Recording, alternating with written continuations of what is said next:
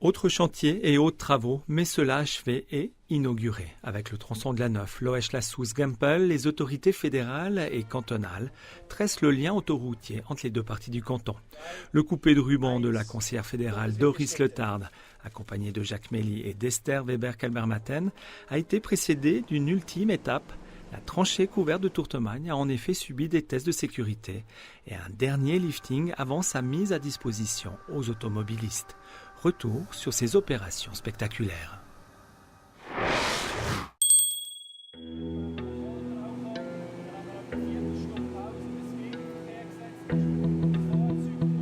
Fin octobre, la tranchée couverte de Tourtemagne est sous l'œil attentif des ingénieurs et techniciens qui œuvrent à la mise en place des systèmes de sécurité.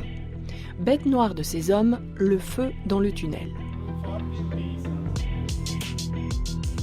Un véhicule peut prendre feu ou des ennuis mécaniques type rupture de turbo peuvent créer des fumées chaudes ou froides. Avec ces tests, les techniciens simulent ces différents incidents. Quand on détecte de la fumée ou de la température, l'installation se met dans un régime feu.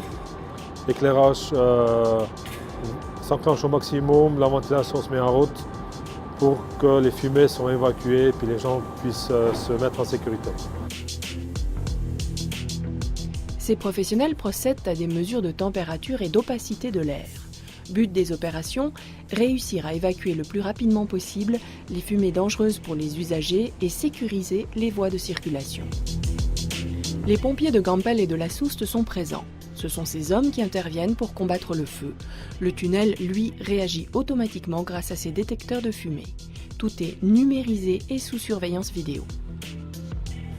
Comme vous avez vu, c'est vraiment 1 sur 1 la situation. Dans 1 minute, vous avez vu que l'éclairage s'est mis en marche, que les ventilateurs, les jets, ont poussé l'air hors du tunnel.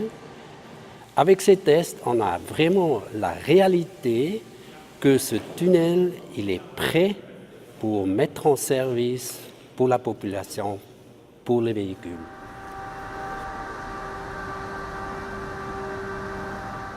Un petit peu d'eau et c'est parti.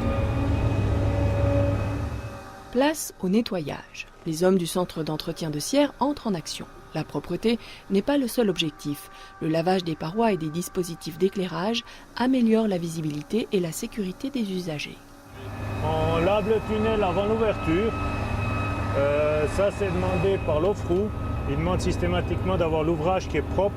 Alors, on va commencer par nettoyer les plafonds avec un véhicule qui nous fait la voûte. Après, on a 2 véhicules avec une brosse comme celui-ci. On va faire 2 passes avec du savon et 3 passes de rinçage.